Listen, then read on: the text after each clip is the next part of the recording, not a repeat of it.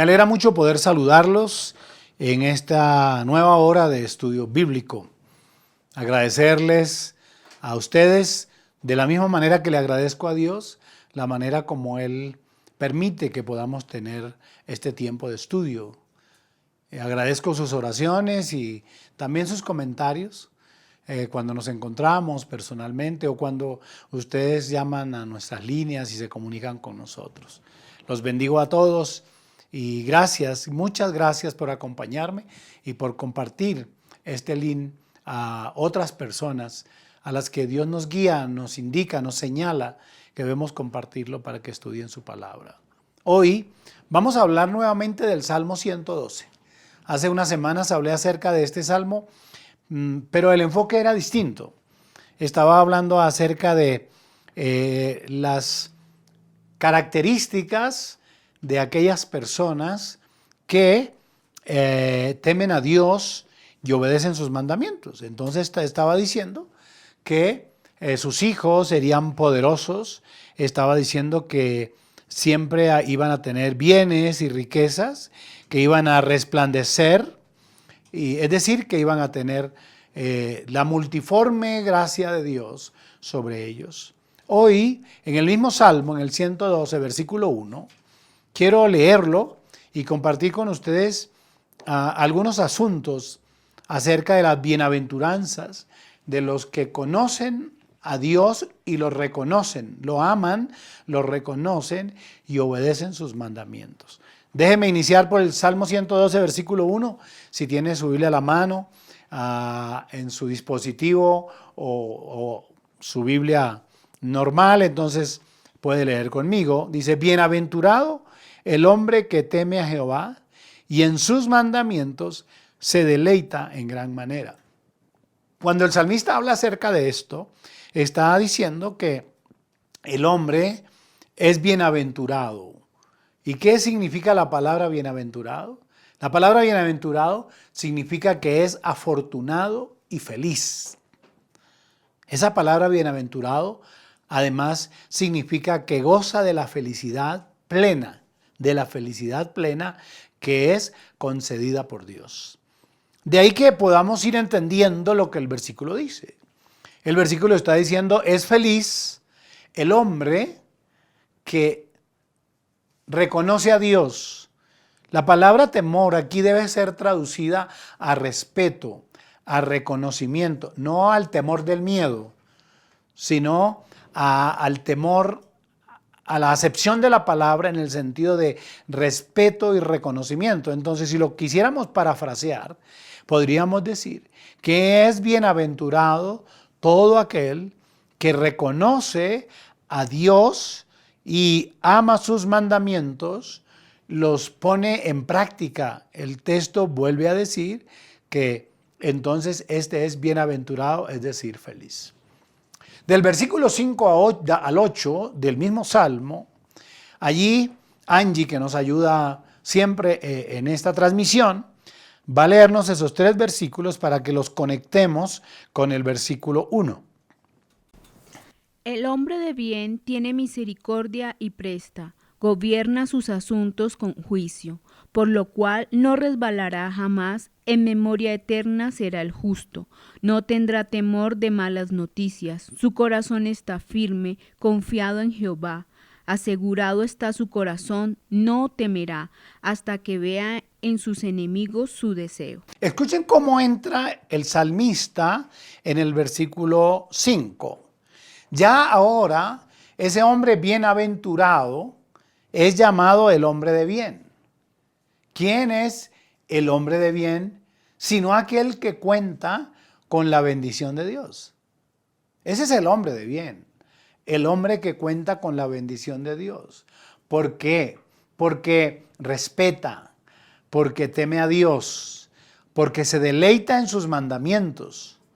Cuando el texto habla de deleitarse en sus mandamientos, lo que está diciendo es porque obedece, porque acata, porque respeta los preceptos de Dios. Entonces, el salmista cuando habla en ese versículo 5, dice, el hombre de bien tiene misericordia, está haciendo un reconocimiento al hombre que es bienaventurado, a la mujer que es bienaventurada.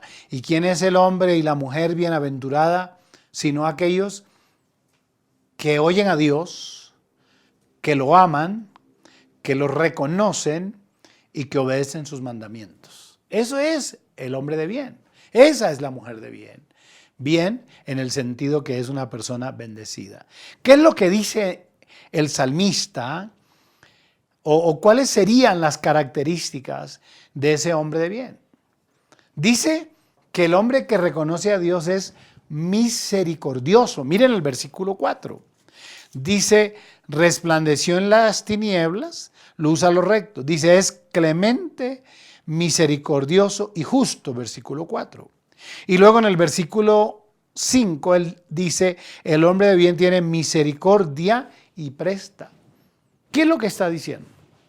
Que el hombre de bien, que el hombre bienaventurado, que el hombre y la mujer que reconocen a Dios y reconocen y obedecen sus mandamientos, una de sus características esenciales es que es misericordioso.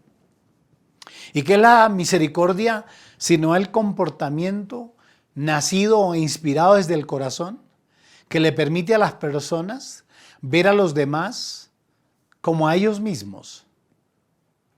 Ver a las personas como seres humanos necesitados en todas las áreas, en el área espiritual. Yo cada que veo a alguien en la calle, un drogadicto, un borracho, alguien llorando, nace en mí un sentimiento de misericordia y de interés por estas personas, porque estoy seguro que la gran mayoría de ellos desconoce la bondad de Dios. Entonces me nace en el corazón un sentimiento que me permite acercarme a ellos para compartir el mensaje de fe, de esperanza. Y aquí está diciendo el salmista que el hombre de bien es un hombre misericordioso. Y no solamente hablando de esto, me permite acercarme al más necesitado, al más pobre, al que no tiene pan, al que le faltan algunas cosas que realmente a mí me sobran, o que, perdón, ni siquiera que me sobran, sino que en muchas ocasiones, por esas razones de Dios mismo, que nos da más de lo que pedimos y más de lo que creemos y mucho más de lo que necesitamos, me ha sucedido que me han regalado muchas cosas y no tengo el espacio para guardar cosas que me donan o que me regalan, y entonces aquellas cosas nuevas que en apariencia me sobraran son muy útiles para los demás, pero no es porque no me sirven, es porque siento que debo compartir con estas personas estas cosas que yo no voy a usar, pero que están nuevas, que están buenas.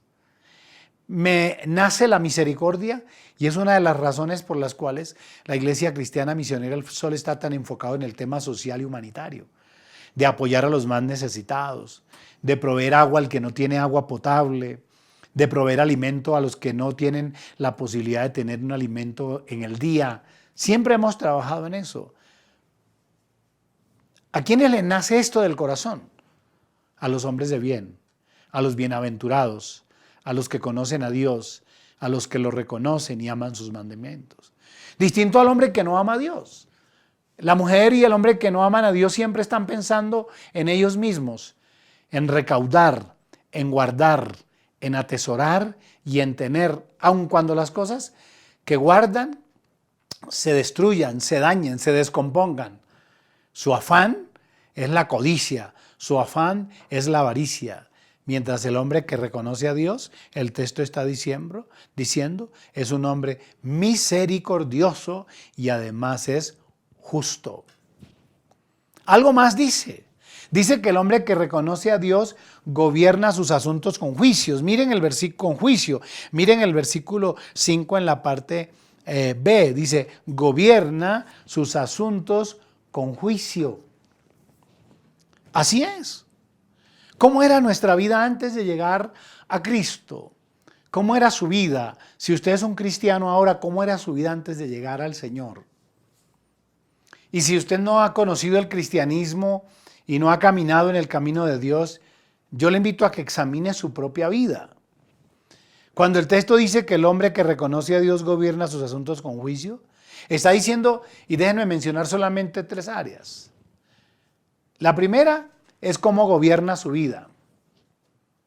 ¿Cómo gobernaba usted su vida antes de llegar a Cristo? No, pastor, me dicen algunos que gobierno ni que nada. Yo era gobernado, pero por mis impulsos, por mi ira, por mis emociones, por mis pasiones, por mis deseos. Muchos me hablan de esto cuando hablamos del asunto. Mi padre era un hombre que antes de conocer a Dios era un borracho, era un hombre maldiciente. No podía hablar si no tenía una palabra obscena y grosera en su boca. Se embriagaba permanente. No era lo que usted hacía. No terminaba su trabajo y llegaba 3, 4, 5 días y hasta que no gastaba todo el dinero de su quincena, no regresaba a casa. Pues cuando uno llega a Cristo, miren lo que recomienda Pablo cuando escribe a los Efesios. En el capítulo 4, del versículo 22, Efesios capítulo 4, del versículo 22 en adelante, Pablo hace una recomendación a los cristianos de aquella época. Angie, no sé si lo tiene o lo tengo yo. Bueno, Angie lo tiene. Escuchen lo que dice. Cuanto a la pasada manera de vivir, despojaos del viejo hombre que está viciado conforme a los deseos engañosos, y renovaos en el espíritu de vuestra mente, y vestidos del nuevo hombre, creado según Dios en la justicia y santidad de la verdad, por lo cual, desechando la mentira, hablad verdad cada uno con su prójimo, porque somos miembros los unos de los otros.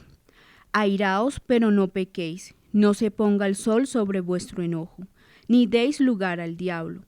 El que hurtaba no hurte más, sino trabaje, haciendo con sus manos lo que es bueno, para que tenga que compartir con el que padece necesidad.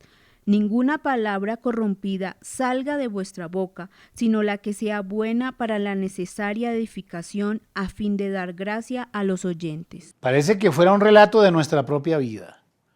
La recomendación, después que alguien conoce a Dios, que conoce sus mandamientos y que lo ama, la Biblia dice que entonces habla de la pasada manera de vivir. Dice, despójense de esa vieja forma de vivir y ahora renuévense en el espíritu de su mente.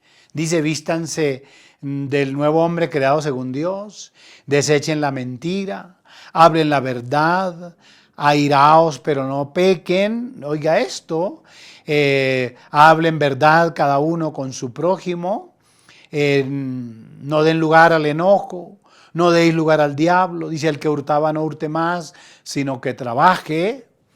Déjenme, les cuento una anécdota ahora que estamos hablando de texto. Recuerdo que hace unos años un hombre vino a la iglesia. Y yo cuando vino a la iglesia, él vino muy cargado, muy angustiado, pero yo observé, mientras hablé con él después que me pidió una cita, que se veía que en sus manos no había trabajado mucho. No le pasaba lo que le pasaba a la gran mayoría de ustedes, incluso de mí, que el sol nos ha quemado y nos ha engrosado la piel y los callos de las manos producto por el trabajo. Y en todo esto luego se me ocurrió decirle, bueno, ¿y cuál es su mayor dificultad en este proceso del cristianismo ahora que usted ha llegado a Dios? ¿Y saben qué me respondió? Dijo, pastor, lo que más difícil me ha parecido o se me ha hecho más difícil después que llegué a conocer a Dios, ¿sabe qué es? Y yo le dije, ¿qué?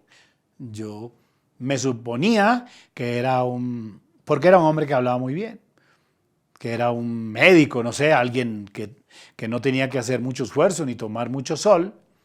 Y me dice, lo más difícil ha sido para mí trabajar, pastor, porque con los 38 años que tengo, nunca, jamás he trabajado. ¿Cómo? Dios, sí, pastor. Yo toda la vida viví de mis padres y aún a los 38 años vivía en mi casa y mis padres me sostenían. Y no lo podía creer, a los 38 años. Me dijo, lo más difícil ha sido, y me dijo, leer este texto, este versículo que acabo de leer, cuando dice claramente, el que hurtaba no hurte más.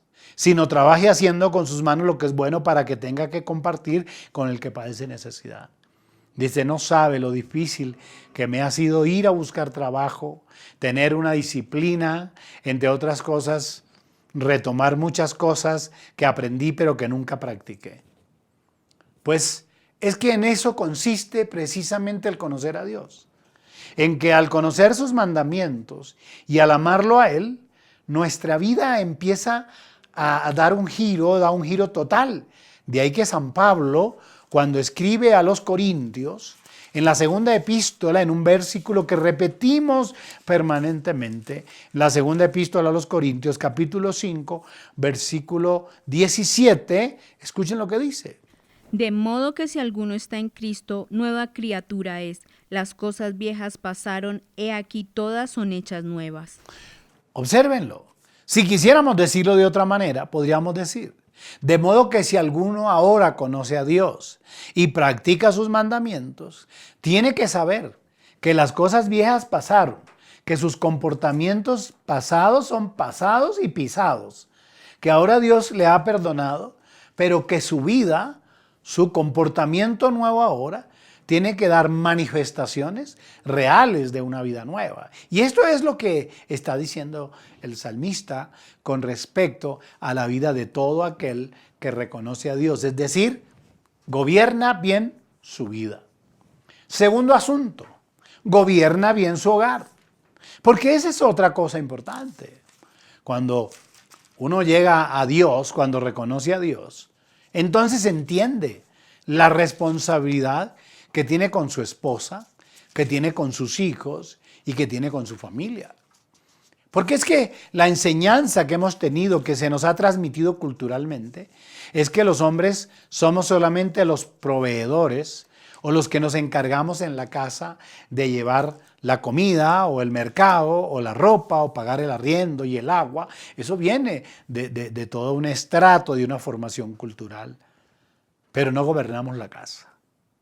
Y a mí me llama mucho la atención que cuando Pablo escribe a Timoteo y escribe también a la iglesia de Éfeso, cuando está hablando de los requisitos de los obispos, es decir, de alguien que quiere amar, buscar, servir a Dios, dice que una de las condiciones es que gobierne bien su casa. Que gobierne bien su casa, que tenga a sus hijos en sujeción con toda honestidad, pues el que no sabe gobernar su propia casa, ¿cómo cuidará de la iglesia de Dios? Observen eso.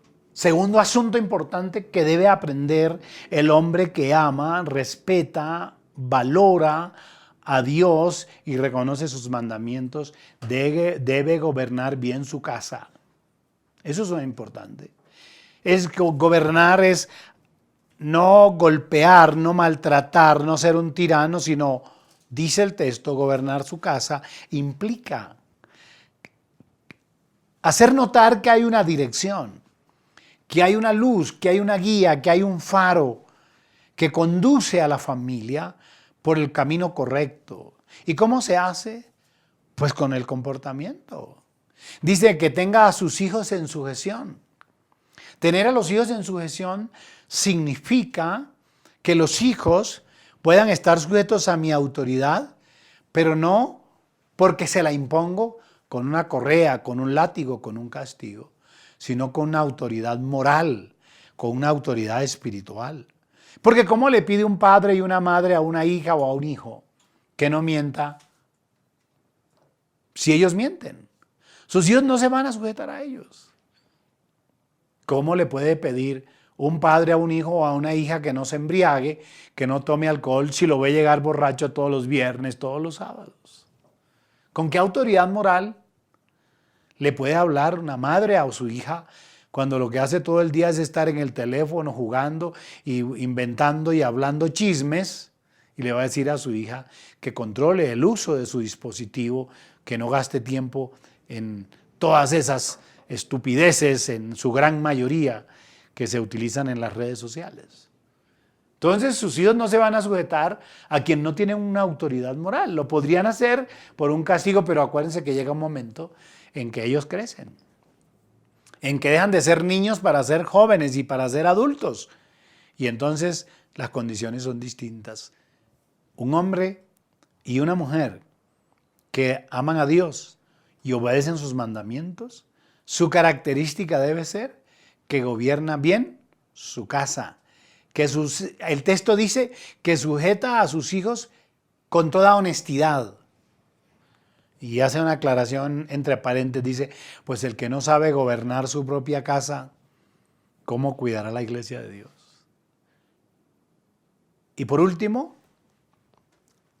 ese hombre que reconoce a Dios, gobierna bien sus asuntos con juicio.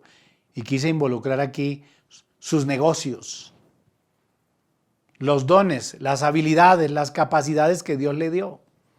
Tienen que ser gobernados con juicio y gobernados bien. Hay personas a las que Dios les dio capacidad y gracia para negociar. Entonces deben gobernar bien sus negocios. Dios nos ha enseñado a nosotros a ser buenos administradores de los dones y de las gracias del Señor. Si Dios le dio un talento como es la música, debe ser bien administrado. Si Dios le dio un talento en el deporte, su deporte debe ser bien administrado. ¿Cómo, pastor? Pues entrenando, teniendo disciplina, no cuidando su cuerpo, no trasnochando, etcétera, etcétera. Ustedes saben de eso. Si Dios le dio una empresa, usted debe entender que no todo el mundo tiene la facultad para tener empresa. Hay algunas personas que luchan toda la vida, invierten dinero y pierden dinero y creen que por la gran inversión que hacen podrán tener una gran empresa y no, fracasan. Pero conozco muchas personas que han empezado de la nada, empezando vendiendo pequeñeces y ahora tienen tremendas líneas de venta. Hombres que empezaron trabajando en un taller y ahora son dueños de ese taller y de otros y de otros. Personas buenos administradores. Incluso no eran cristianos cuando empezaron a hacer eso, pero administraban bien sus cosas. Ahora cuánto más cuando sabemos que tenemos que ser buenos administradores de la gracia que Dios nos ha dado. La Biblia habla de esto. Primera de Pedro capítulo 4, versículo 10 nos enseña sobre este asunto. Cada uno, según el don que ha recibido, ministrelo a los otros como buenos administradores de la multiforme gracia de Dios. Y lo que estoy mencionando, buenos administradores de la multiforme gracia de Dios. De la misma manera que Dios reparte los dones espirituales, también Dios reparte las capacidades y las habilidades a las personas. Pero tenemos que ser buenos administradores. De nada sirve que trabajes y trabajes, pero el dinero que recibes se va como por un hueco. Porque no administras bien el dinero. Y entonces siempre estás angustiado y angustiada diciendo, pastor, por favor, ore por mí, estoy en esta crisis. Y cuando uno pregunta, estoy claro, hermano, que hay una recesión económica, que hay dificultades, ¿usted ha guardado algo? Pues no han guardado nada porque todo lo que se ganan se lo van a pasear y a botar. Y allá. Es cierto que debes disfrutar. Pero los cristianos debemos ser ejemplos de previsión, de ahorro. La Biblia habla de esto. Seguramente algún día tomaremos un tiempo y hablaremos en una serie acerca de cómo ser buenos administradores de la gracia de Dios. Hay otro asunto importante acá. El hombre que hace esto, es decir, el hombre que ama, reconoce a Dios y es misericordioso.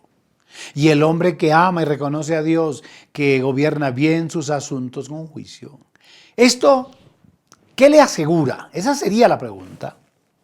Vayan otra vez o vamos otra vez al Salmo 112. Cuando usted observa el Salmo 112 en el versículo 6, dice que el hombre que gobierna sus asuntos con juicio, dice versículo 6, por lo cual, dice, no resbalará jamás. Oiga eso, no resbalará jamás. Quiere decir esto que este hombre estará tranquilo y estará seguro. Lo que estaba diciendo, ese no resbalará jamás significa que llegará el momento de la adversidad y el momento de la dificultad y el momento de la escasez financiera, pero ha guardado. Tiene una reserva para ese momento. Recuerden ustedes la parábola aquella hermosa del libro de los Proverbios, cuando se habla de la hormiga, hablando del perezoso, cómo el Señor nos muestra a través de la hormiga que trabaja en el verano para cuando venga el invierno. Eso es lo que el texto significa, que el hombre que es misericordioso, que gobierna sus asuntos, su vida, su hogar y sus negocios bien, no resbalará jamás. Él va a estar confiado porque sabe que tiene un depósito guardado. Si pudiéramos hablar de ese tema desde la perspectiva espiritual, es exactamente lo que yo digo a los miembros de nuestra comunidad. Siempre en el mes de enero, ahora en enero del 2024, vamos a tener un ayuno de 3-4 días. Ya luego estaremos dando la fecha. Yo les digo, ustedes en el resto del año están muy ocupados trabajando. Tómense 3 o 4 días del mes de enero, que es un tiempo de vacaciones, y vengan conmigo a la iglesia y oremos y ayunemos y hagamos un depósito espiritual de oración, de contrición, de reflexión con Dios y preparémonos espiritualmente para enfrentar el resto del año. ¿Y qué va a pasar? Van a haber situaciones en el año en que van a ser muy difíciles. Pero tenemos un depósito de oración, un depósito de fe, un depósito que hemos guardado y entonces nos permite en el momento de la dificultad estar confiados. Y hay algo más que dice el texto. El texto dice, en el versículo 6, dice, por lo cual no resbalará jamás, dice, en memoria eterna será el justo, es decir, que será reconocido y recordado siempre.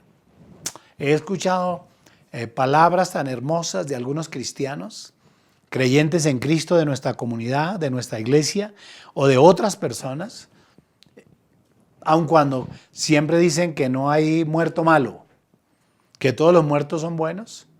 He escuchado y a conciencia hablar de muchas personas y decir cómo era esa hermana de generosa, de bondadosa, cómo era esta hermana o este hermano un hombre espiritual. Nunca olvidaré la manera como me bendijo. Nunca olvidaré la manera como me ayudó. Y siempre los oigo a ellos transmitiendo la bondad, la generosidad y la misericordia de aquellos que actúan bien. Y debo recordar la Biblia. La Biblia habla de personajes que actuaron bien y que el Señor Jesucristo mencionó y dijo, siempre se van a hablar de ellos. Recuerden ustedes la mujer que quebró el frasco de alabastro y lavó los pies del Señor. ¿Se acuerdan? Dice que siempre se iba a recordar ese evento. Y así sucede. Esto es lo que el texto está diciendo. En memoria eterna será esto que trasciende y que trasciende y que trasciende. Es la manera en que Dios permite que los seres humanos sean reconocidos. Así que voy a dejar esta primera parte. Esta es la primera parte. La próxima semana voy con la segunda para que nos conectemos nuevamente, porque el tiempo no me alcanza. Vamos a ver la segunda parte para el próximo miércoles. Mantenga allí sus notas y seguramente voy a enviarles un cuestionario y ese cuestionario, si usted lo responde, va a ser muy interesante porque a vuelta yo les voy a regalar una Biblia. Yo les voy a regalar una Biblia a las personas que siguen este estudio y responden nuestro cuestionario y lo envían a nuestro correo o lo envían a nuestro WhatsApp. Así que es muy importante que quedemos esta noche claros en esto, en que es bienaventurado, es una persona de bien, aquel que acata el amor de Dios, que lo recibe, que conoce sus mandamientos y los obedece, y entonces ese de bien, ese bienaventurado, es un hombre misericordioso. Esa es su característica. Segundo, es un hombre que gobierna bien sus asuntos y lo hace bien en esas tres áreas fundamentales de la vida. Gobierna bien su vida, gobierna bien su casa y además gobierna bien sus negocios, sus talentos, lo que Dios le ha dado. ¿Y esto qué es lo que le genera o qué le asegura? Primero, que no resbalará jamás. Y segundo, que será reconocido y recordado por siempre. Los bendigo y los invito para que ustedes traten, hagan lo posible por buscar a Dios, por ir a una iglesia cristiana, por escuchar nuestro estudio bíblico y enriquecer su vida para que ustedes observen que todo aquel que ama, respeta y valora los mandamientos de Dios es bienaventurado. Los bendigo. Los espero el próximo miércoles en la segunda parte. Bendiciones a todos.